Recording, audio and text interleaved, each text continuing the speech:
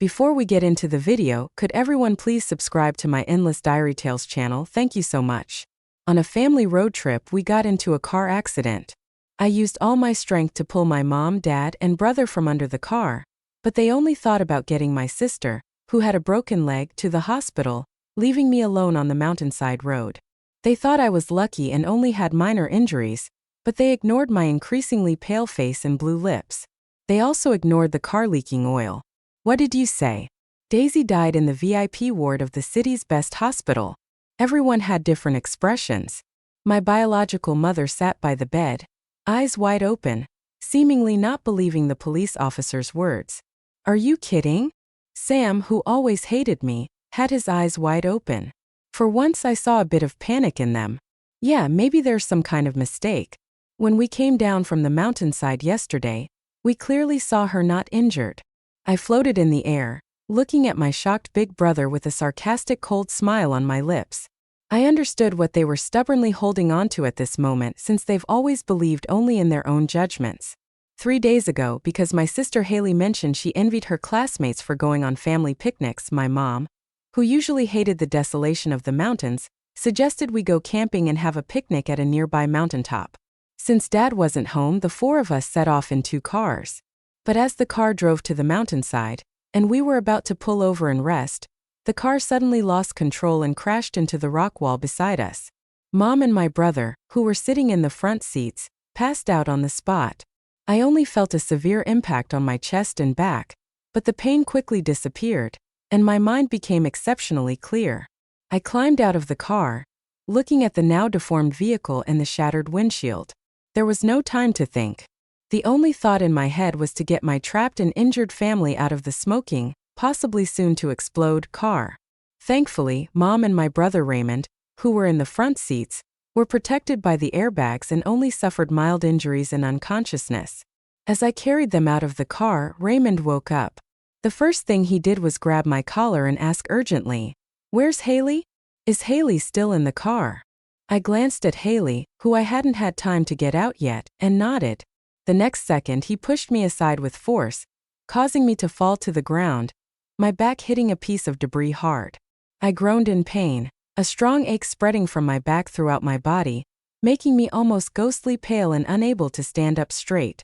I was in so much pain that I could hardly think of anything else. But Raymond yelled at me from the car door. "Why are you standing there?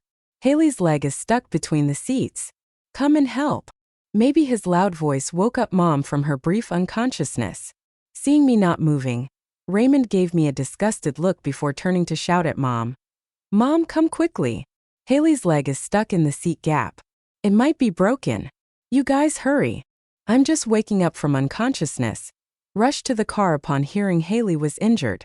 Ignoring their own possible injuries, together they carefully lifted the pale, pain-stricken Haley out of the car and gently placed her on the ground. "Mom, brother, I'm in so much pain." Haley's face, always delicate like a fragile, swaying white flower, appeared even more vulnerable. The 3 of them looked at her with deep concern. No one cared about me, who had just carried them out of the car and was now sitting on the ground, unable to stand up straight from the pain. I felt something was wrong. My limbs seemed to be getting colder. I weakly stretched my hand towards them, calling out several times before they finally noticed. "Mom, call for a car quickly. Hurry." At my urging, they finally took out their phones and called for a car. But after the call, they only asked me if I was okay as a formality. When I shook my head, they turned back to comfort Haley. I felt a pang of bitterness in my heart. I didn't expect them to thank me. I would have felt better if they had asked me a few more times, but they didn't. Their eyes were only on Haley from start to finish. The car soon arrived, and they hurried Haley into it. Only then did they realize the problem. Haley's leg might be broken, so she couldn't sit like a normal person and had to lie across the seats. This meant there was no room for me in the car. Mom glanced at me with some embarrassment. After scanning me up and down to make sure I wasn't injured, she apologized. "Daisy, your sister is seriously hurt, so Mom has no choice but to get her to the hospital first. You understand, right?" But I lowered my eyes, feeling a sharp pain in my heart. I clenched my fists, wanting to loudly ask why they were abandoning me again. But then I heard Haley's voice from inside the car. "Mom, it hurts." Haley, is she going to die? Mom, stop talking to her and get to the hospital fast. Raymond, holding the constantly crying Haley, looked anxious and worried. Daisy, take a cab to the hospital yourself. Hearing Haley's cries, there was no trace of guilt on Mom's face anymore. She slammed the car door shut and urged the driver to hurry to the hospital. The car sped away like an arrow, soon disappearing from my sight, just like many years ago. But I'm in pain too. But I'm your daughter too. Why are you abandoning me again? My heart started to grow as cold as my hands and feet. They were all focused on sending Haley to the hospital and told me to get a cab home. Did they even think about how it's the suburbs and almost impossible to get a cab? I had to bear the pain and walk down the mountain step by step. Each step was excruciating, and I kept recalling everything that happened before. I don't know how far I walked, but I couldn't go on anymore. I leaned against a tree, and my consciousness began to fade. I heard a loud explosion from midway up the mountain, and then I lost consciousness entirely and closed my eyes forever. I died from a ruptured spleen. See anything wrong? If they had called the police or an ambulance back then instead of using a private car, maybe I'd still be alive. When the police bluntly revealed my cause of death and questioned him in front of everyone, Mom wavered and almost immediately collapsed to the ground. Dad rushed over as soon as he got the news. He heard about my death just as he reached the doorway. In that moment he seemed almost enraged, grabbing Mom by the shoulders and shouting at her. Didn't I tell you not to go? Why didn't you listen to me? Why leave the house and go to the mountains? Don't you know Daisy once got lost and has a trauma about the mountain? Couldn't you think about her just once? Maybe it was too much for her. Under Dad's questioning, Mom rolled her eyes and fainted. When she woke up, she insisted on going to the police station despite Dad and Raymond's attempts to stop her. She kneeled in front of my corpse, crying until she almost fainted again. I floated above, watching my body lie in the morgue, seeing her hold my cold hand, crying, Daisy, Mom is sorry. I'm here to take you home. How ironic. The one who abandoned me now cries and says she wants to take me home. But where's my home now? The home she talks about might still exist, but there's no place for me there. Sorry, you can't take Daisy's body just yet. What do you mean? Mom, with tears in her eyes, looked at the man in the white coat. Why can't I take my daughter's body? My daughter died in an accident. If I sign, we should be able to take her home. Mom frowned and stared at the man, her eyes wide. But the man in the white coat wasn't fazed by her questioning. He pushed his glasses and said coldly, 2 years ago, Miss Daisy, as a volunteer, participated in a national secret research project. A few days ago, the project made significant progress. Miss Daisy signed a contract with us to be the first participant in this global release. But what does this have to do with us taking Daisy's body? Mom stood up, her words filled with emotion. Even if she signed some contract with you during her life, she's dead now. Are you still going to use her body for experiments? This is inhumane. It's deeply disrespectful to the deceased. I won't allow you to treat my child this way. Mom stood strong in front of my body. I floated above. Even though I was just a soul, I still felt a mix of pity and irony. This was the first time my mother defended me like this, and it's after my death. I'm taking my daughter with me. If you stop me, I'll have our company's lawyers sue you immediately. She pulled out her phone, ready to call the funeral home. But before she could dial, a large hand grabbed her phone, stopping her. I agreed to it. What? Mom looked at Dad in disbelief. I said Daisy joined the project and donated her body. I agreed to it. Dad's tone was calm but distant. He looked at Mom as if she were a stranger. Mom's disbelief turned to anger. Why, Jason? Daisy is your daughter. How can you let them use her body for experiments? Even if Daisy didn't understand. How could you? Her father allowed this. Mom clenched her fists and pounded on Dad's chest. Watching this scene, my heart ached. I floated down trying to shield Dad from the hits, but it was useless. I knew it must hurt, but his expression remained unchanged. Because I'm her father, I owe her so much, so I tried to fulfill her few requests. His tone was indifferent as he pushed Mom away. Just this once, can't you understand her? After that, Dad glanced at me and then left, leaving Mom in tears. I donated my body to become the first experiment in memory extraction.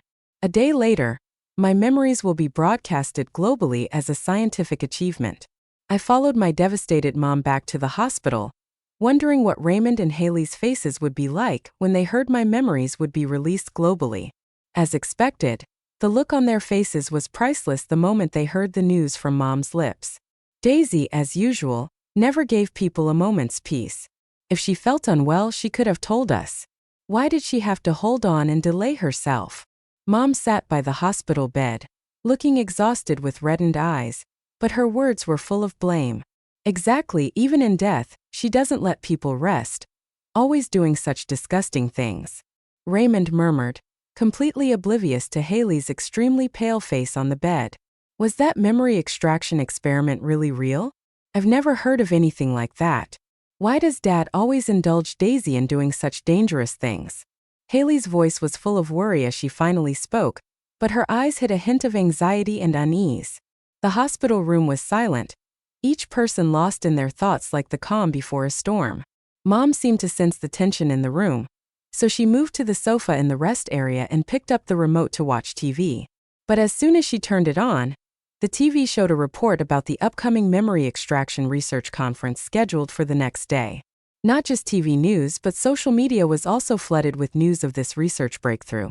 If memory extraction technology could be perfected and widespread, it would be a monumental achievement for the entire world and human society. Countless media outlets and streaming services announced that they would cover the entire conference live the next day. Everyone was eager to witness this historic moment. A day passed in the blink of an eye. Inside the VIP hospital room, the atmosphere was icy cold. It was already time for the conference to start, but no one turned on the TV. Mom, Dad, don't you want to see Daisy's memories before she passed? Haley asked cautiously, feeling her anxiety rise. What's there to see? Who would want to know her memories? As if she's not afraid her memories will disgust others. Raymond scoffed but looked uneasy. The three of them exchanged words, but Dad silently held the remote, watching each second tick by. Even after the conference had started, he remained quiet. He sat there, his chest heaving as if gathering his resolve. Finally, he lifted his hand and I turned on the TV. The room went silent again. No one spoke in the small hospital room. Only the voices from the TV filled the space, explaining the memory extraction machine and its widespread implications. I scanned everyone's faces. They were quite the sight. Haley bit her lip, looking pale. Raymond leaned against the wall, disgusted, with sweat on his forehead. Dad watched the TV intently while Mom's eyes were wide, waiting anxiously. At this moment, people all over the world gathered around TVs, computers, and phones to witness history. Online discussions buzzed as they awaited the success of my memory extraction. The machine was ready to go. Since the research wasn't complete, they could only extract the most profound memories from my brain. As soon as the memory visuals were projected on the big screen, everyone gasped in wonder, and the researchers celebrated their success. People were curious about the deepest memories of the first experimental subject, eager to see their content. The screen then showed a harmonious family scene. This was my first memory, my first gift to Raymond and Haley, presented from my point of view. Our family was setting up a picnic spot. Dad and I were pitching a tent while 9-year-old Haley pestered 13-year-old Raymond to play. Dad, let Daisy do it by herself. Take Raymond and me to explore the woods, please. Haley, in her pink princess dress, pouted and shuffled over, pushing all the tent chores onto me. I never understood why, but although I took care of her the most among our siblings, she was the most antagonistic towards me. She always seemed to cry and act up to steal Dad's or Raymond's attention whenever they spent time with me. Whenever they left me to attend to her, she'd look back at me with a smug expression that said, "See? Dad and Raymond care about me the most." Back then, I thought she was just a clueless little sister, so I always gave in to her. No facing Haley's whining, Dad refused her request without even thinking. He gently pushed away Haley, who was holding onto his arm, with a soft but serious tone. We all divided the work at home before we came. Daisy already finished her part, and you promised Dad to help Big Brother and me pitch the tent.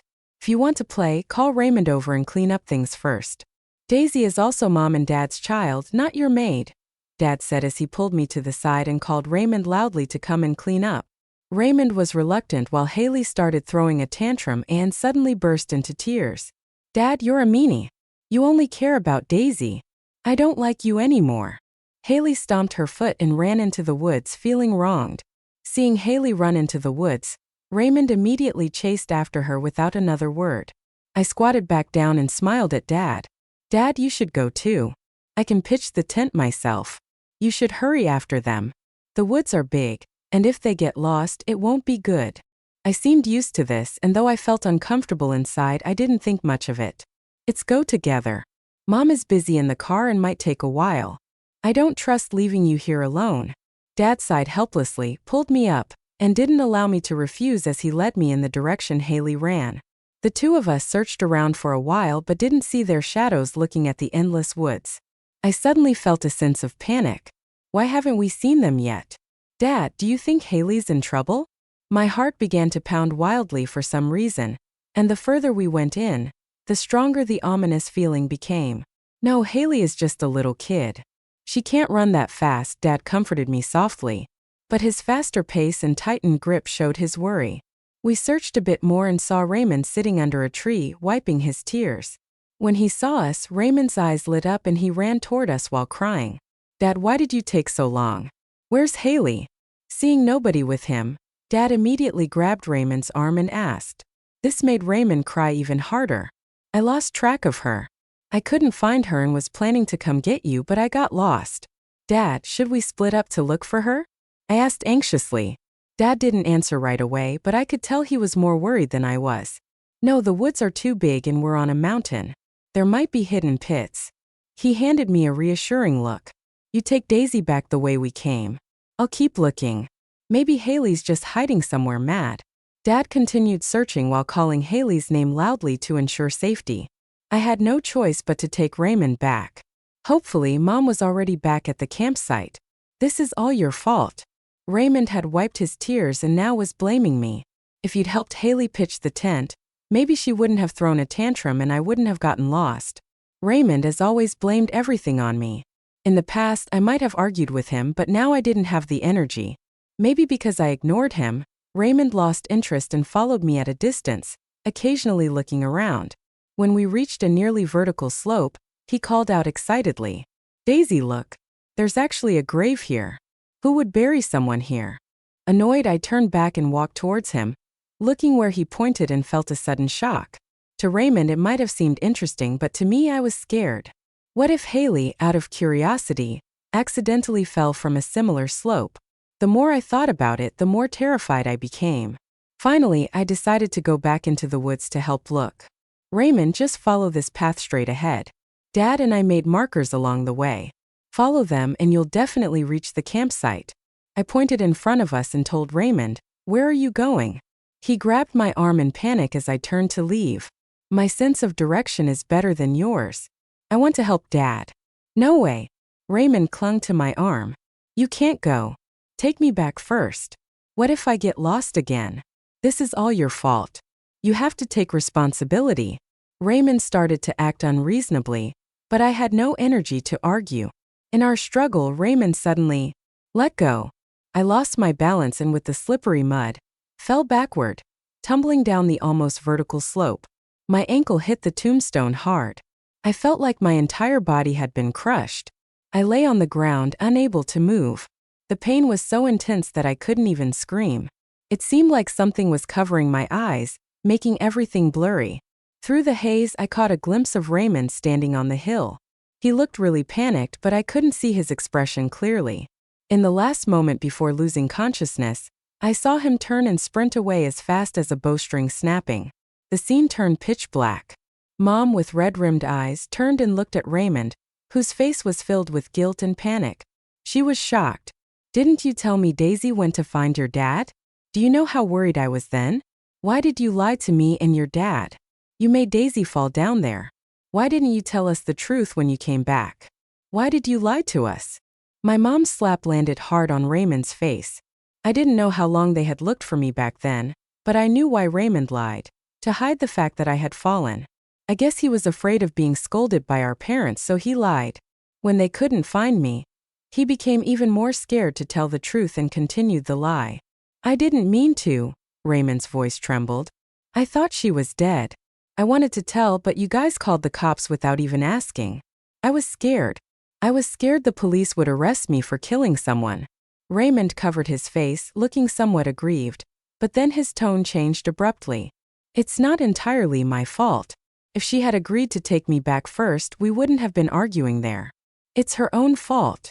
Raymond's neck stiffened as he spoke with forced righteousness. I watched as my mom's eyes widened, seemingly surprised that Raymond was still shirking his responsibility. She trembled with anger and raised her hands to slap him again, but just as her hand rose, the dark TV screen flickered back to life. On the screen, I woke up from unconsciousness, slowly moving my body and starting to call for help loudly. When no one responded, the young me tried to stand up, enduring the pain in my ankle and thinking of ways to save myself. I first found a sturdy stick, then gritting my teeth, I used all my strength to grab onto a tree trunk and slowly climb up. Several times, I almost slipped and rolled back down because of exhaustion or a misstep. The scene was nerve-wracking. Finally, when my last bit of strength was spent, I made it up. I walked along the path in my memory to the campsite, only to find it completely deserted. I stood there in a daze for a long time, and the tears I held back finally fell. But I held on to a sliver of hope, believing that my parents and brother would never leave me behind. I started hobbling down the mountain the way we had come, and sure enough, I saw them about to drive away where they had parked the car. Excitedly, I wanted to rush toward them, but my injured ankle would don't let me. The distance between us was too far. So I shouted loudly, hoping they would hear. Dad, Mom, I'm here. I'm here. You left me behind. Don't leave me. I walked as fast as I could through the pain and cried out, but it seemed like they didn't hear. The car started, watching it get farther and farther away. I panicked. I was scared they really were going to leave me. I was scared I'd be abandoned. I didn't want to give up chasing that car, hoping someone would notice me until Haley looked back in my direction. My heart swelled with hope. I raised my hand high and waved it furiously. But as soon as she saw me, she went back inside and closed the window. The car didn't stop. I watched helplessly as it drove farther and farther away, finally disappearing from my sight. This was the first time they left me behind, and they left me for a whole 6 years. The hospital room was deathly quiet. Mom stared at the TV unresponsive. Because my memories continued, the TV clearly showed how I was lured into a car after being left behind, how I was tied up and locked in a dark room, eating scraps and drinking dirty water, treated like merchandise and trafficked to another city, hundreds of kilometers away. As a 9-year-old child, at an age of building self-confidence and dignity, I was confined in a cage without respect, waiting to be sold like livestock. I couldn't recall how I survived those darkest days. What kept me going was my imagination, my belief that my parents would come to save me. I believed they would never give up on me. This belief got me through 6 long years, but what caused my suffering? Who was the source of my misery? I never understood why my brother and sister would do this to me. Why? Why, Mom? Haley pressed her lips together, her voice trembling. Her face had gone pale. She probably never thought the secret she had hidden for 8 years would be exposed in front of everyone like this. I admit I saw someone waving at me, but I didn't know it was Daisy. Haley's eyes turned red as tears fell onto the bedspread. She looked so innocent. Dad, Mom, believe me, if I had known it was Daisy, I would have told you to stop the car. She's been so good to me. How could I leave her behind? As Haley spoke, she covertly tugged on Raymond's sleeve. Raymond appeared startled for a moment but quickly said, Yeah, Mom, Haley might be a bit willful, but she wouldn't do something like this. Maybe we should just stop watching. As Raymond spoke, he reached for the remote on the table, but before he could grab it, their dad, who had stood up slowly, kicked him to the ground. Ignoring everyone's shocked gasps, Dad sat back down, glanced at the disheveled Raymond with a blank expression, and said coolly, Keep watching. Dad turned back to the TV, which was already showing the second scene. I groggily opened my eyes and found myself in an abandoned warehouse. I tried to get up but realized my hands and feet were tied. I heard intermittent sobs nearby. I followed the sound and saw a frightened 16-year-old Haley I was in a school uniform crying in the corner. At that moment, I didn't know what had happened. I only remembered that after I left the school, someone put a bag over my head, And the next thing I remember is waking up here. Haley. I shuffled over to her, wanting to ask what had happened. Haley was crying so hard she couldn't speak. She gestured with her chin, and I looked in that direction, seeing an unconscious Raymond looking beaten up. Judging by his condition, he must have been severely beaten. This memory was probably from the time Ramon and a few others got kidnapped. Dad watched the scene on the TV with a frown, seemingly piecing together the memory. Raymond naturally recalled the kidnapping from a year ago, a cold smile forming on his face. She really has the nerve to use this as her most vivid memory. Finally feeling triumphant, he looked disdainful. I floated in the air, my expression indifferent, a cold smile lingering on my lips. I suddenly felt a wave of anticipation. I was now curious about Raymond's reaction when he learned the truth. After all, this was the second gift I had prepared for them. Dad, maybe we shouldn't watch this. From her hospital bed, Haley's voice was shaky and worried, something I didn't initially notice. Dad, I don't want to watch anymore. I don't want to remember the kidnapping. Dad, I'm scared. Seeing the terror on Haley's face, Raymond felt a pang of pity, pulling her into his arms and promptly saying, Dad, if you have any anger, take it out on me. Can't you see how scared Haley is? What more is there to see? Isn't it just like Haley said? The selfish jerk ran off to save himself, leaving us behind, and ended up getting what he deserved. She even admitted to it herself. It's all Raymond's fault. Raymond's speech was cut off by Haley's voice coming from the TV. This idiot got involved with those guys, messing with some woman who had a man. He deserved the beating, but why drag me into this? I didn't make him go and be a backup. I was supposed to go to the KTV with friends tonight, but thanks to him. Haley snarled with red eyes at the unconscious Raymond. There was no brotherly or sisterly affection on her face, just anger and blame. In the hospital room, Raymond, who had absorbed every word, looked utterly shocked. Instinctively, he pushed Haley away, unable to believe such cruel words had come from his beloved sister. He probably couldn't believe he mattered less to her than a night out with friends. Seeing his expression, Haley panicked, grabbing his sleeve and hurriedly saying, It's not like that. I was just so scared at the time, so I complained. Don't be mad at me. Raymond said nothing. Ordinarily, he would have forgiven Haley instantly, but his current expression showed he was now distancing himself from her. Floating above, watching the two of them, I suddenly laughed, seeing the once close siblings now in a strange situation. It gave me a surge of satisfaction. Raymond's eyes returned to the TV. All right, there's no point in talking about it now. I interrupted his complaint. I frowned at the thugs in the distance, drinking and gambling. Their rough look was intimidating. I slowly inched towards Raymond, checking out his current state. As I got closer, I finally saw the guy who was usually so arrogant and overbearing. Now his face was covered in blood. Someone must have hit him on the head with a stick. The bleeding wound had already scabbed over. His face was bruised and swollen, and there were many footprints on his body. I still didn't know what exactly Raymond did or why these people tied us up, but I couldn't help but assume the worst. We needed to find a way to escape. I moved my wrists, frowning from the pain caused by the rope's friction. Under Haley's shocked gaze, I skillfully slipped my hands out of the loosely tied rope. The rough rope had cut several bloody marks into my hands, but I didn't make a sound. I silently untied the rope around my feet and looked around carefully. Eventually, I spotted a narrow dog hole near some clutter in the corner. I'll crawl through that dog hole and find someone to call the cops. You stay here and keep quiet. I'll be right back, I whispered to Haley as I glanced at the group of thugs. Haley suddenly got panicky when she saw I was about to leave. No way. You can't go alone. Take me with you. Don't leave me here alone. She got so worked up that I quickly covered her mouth, scared she would draw attention from the thugs with her loud voice. What about Raymond? Leave him here alone. I frowned, bringing up Raymond on purpose. I thought Haley would at least reconsider because Raymond cared for her, but she didn't. Who cares about him?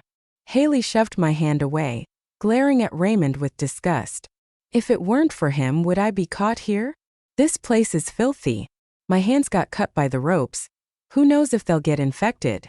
He messed with the wrong people and got beaten up. He got me involved. Why should I suffer for him? I wasn't really shocked she said this, though.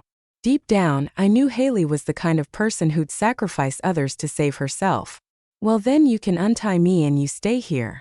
I'll go find someone to call the cops. No way. I almost instantly rejected that idea. I had a gut feeling that if I let her go, she'd leave without looking back. She wouldn't care about Raymond's or my life. Stay put. I'll be back soon. I didn't waste any more words with her. I seized the moment while the thugs weren't looking and crawled out through the dog hole. Once outside, I looked around to get my bearings, but I hadn't made it far before I heard Haley's voice shouting from the warehouse. Someone's escaping. Quick, go catch them. At that moment, it was like I was frozen in place, feeling cold all over. My mind went blank. I didn't understand why Haley did that, but one word echoed in my mind: run. All the thugs quickly came after me. I ran aimlessly through the woods, tripping countless times, running until I was exhausted but too scared to stop. They soon caught up and surrounded me, hitting and kicking me. It brought me back to 6 years ago, to the countless dark times I'd been beaten. At some point, someone tore my school uniform, and as my skin was exposed to the air, I felt like my heart was being crushed. Don't let her looks fool you. This girl's got some meat on her bones. Someone's hands touched me and my brain went blank. I tried to get up and run, but I was dragged back by my hair. They wanted to help avenge the boss. They grinned wickedly at me. Their leering looks made me sick and I trembled. Raymond messed with the boss's girl, so they decided to mess with his sister. I don't know who started it, but they tore off my uniform while dragging me by my hair to a patch of grass. I was terrified, screaming, pleading. But those animals didn't see me as human. They covered my mouth, grabbed my throat, and tore at me roughly. By the time the sun set and the moon rose, my tears had dried, my voice was gone, and they left me in the dirt like discarded trash. I don't know how long I lay there. When I woke up, I had a high fever and was in the hospital. Some villagers saw me and called the cops. In the hospital room, Raymond, who had seen everything, sat with red eyes, turned away from Haley, head down, motionless. The lies had been fully exposed. Haley's face was pale, but she still clung to a shred of hope, tugging at Raymond's sleeve, her voice trembling. No, listen to me. What more is there to explain? What other lies do you want to tell me? Raymond shook off her hand, grabbed her shoulders and screamed, "Didn't you say Daisy escaped on her own? Why didn't you tell the truth? Do you think our lives are worthless? Only Haley's life is precious? What did I ever do to wrong you? I treated you so well. Daisy treated you so well. How could you do that? Why would you push her into the fire pit?" Haley laughed. Push her into the pit? Raymond, I'm just a bit selfish, but who's the real culprit behind Daisy's current state? The truth hit hard. Haley unveiled her true self. Did I tell you to push Daisy down? Did I tell them to catch her? The person responsible for her condition is you. She's dead now. What's the use in pretending? Can she hear you? Haley's mocking words stabbed at Raymond's heart. You're calling her Daisy now, but how did you describe her to me behind her back? You called her filthy, said the scars on her body made you sick, said she should have died back then. How dare you blame me for hurting her? Raymond's eyes widened as if struck by a thought or utterly hurt by Haley's words. He stood there trembling. He suddenly dropped to his knees, completely breaking down, holding his head. There was deep regret in his eyes. For the first time, he said, I was wrong. You were wrong, Daisy. I shouldn't have been so harsh. It's all my fault. I shouldn't have abandoned her. But I was so scared. I feared she'd come back and expose me. I'm her brother, but I never acted like one. I brought her to this state and still said she deserved it. I wished she'd died outside. I deserved to die. I deserve it. He collapsed to the ground, crying his heart out. I felt no sympathy. All the memories played out. They didn't know it yet, but they were being cursed online by netizens worldwide. Mom seemed unable to accept my suffering, covering her mouth and almost fainting. How did this happen? Why didn't she tell us? I'm her mom. Why did she keep it all to herself and not say a word? Because you never believed her. My usually silent dad finally spoke, his voice hoarse. Your heart was always biased. Out of 3, Raymond and Haley were always your favorites, but there wasn't a single time you chose Daisy. Without hesitation, Dad nearly crushed the remote in his hand, veins bulging in his neck, shaking with a stoic face. Even now, knowing her suffering, you still blame her. You don't deserve to be Daisy's mom, and neither do I deserve to be her dad. Dad got up shakily from the sofa, almost falling several times. Watching him, I felt a painful squeeze on my heart, making it hard to breathe. No, no. You are the best dad, the one who loves me the most. I tried to hug him but couldn't touch him. His tears fell, strange since I couldn't catch them, yet they felt like burning my hands. He's definitely my dad, my competent dad. During my 6 lost years when everyone gave up, he persisted. He went gray overnight, consumed by guilt for losing me. Despite work trips after finding me, he never missed a daily call. He was the only one in the family always standing behind me, unconditionally believing in me. When I had PTSD after being violated, he stayed by my side for 24 hours, abandoning all work. When Mom advised against reporting to protect Haley's reputation, Dad insisted, even threatening divorce to seek justice, just to give me my due, to ensure those who violated his daughter faced consequences. Let's divorce. What? Mom looked shocked, not believing her ears. I said, let's divorce. Dad took a deep breath, pulling out divorce papers from his briefcase. I don't want any assets. We'll divorce. I'll take Daisy's ashes and leave. I'm not a competent dad. I'll spend the rest of my days praying for Daisy, praying she has a happy, healthy next life devoid of parents like us. He finished resolutely and left. Mom stood stunned until seeing Dad leave the ward without looking back, then collapsed. How did it come to this? Haley, never expecting this outcome, gritted her teeth full of spite. It's that whore's fault. Why didn't she die when they violated her? Why did she survive? Why discuss people even in death? Haley's rant ended with a bottle hitting her head, causing her to fall off the bed. Her recently mended leg hit the floor hard, making her scream again. Mom! She stared wide-eyed at the mom who threw the bottle, terrified. Not just her, even I never saw Mom look like that. Why wasn't it you who died? Why Daisy? Why are you so selfish, never letting Daisy have a moment of peace? Why did I even have you? Without you, just Daisy, wouldn't our family be intact? Would your dad have mentioned divorce if it weren't for you? Mom was like a crazed person at that moment. He stood up and started hitting and kicking Haley. She grabbed Haley's neck tightly and said viciously, your dad was right. I'm not fit to be Daisy's mom, and you don't deserve to have a sister like Daisy. You ruined her, you ruined me, you ruined our family since I brought you into this world. Let me send you to apologize to Daisy now. No, Haley kicked her legs desperately, but she had just had surgery and hadn't recovered. Where would she find the strength? Her eyes were about to pop out of their sockets, and tears kept streaming down her face. Shortly after, her eyes widened and she stopped moving. Haley was dead, killed by her mother who had once doted on her. Mom went mad. She couldn't accept that her favoritism had caused my death. She couldn't accept Dad leaving her. She couldn't accept that she had just killed her own daughter with her own hands. She was put in a mental hospital where she rambled day and night. Daisy, has anyone seen my daughter? I need to find my Daisy. Mom was wrong. Will you forgive Mom? Don't leave Mom all alone. Raymond was sometimes clear-headed and sometimes muddled. He couldn't come to terms with the reality.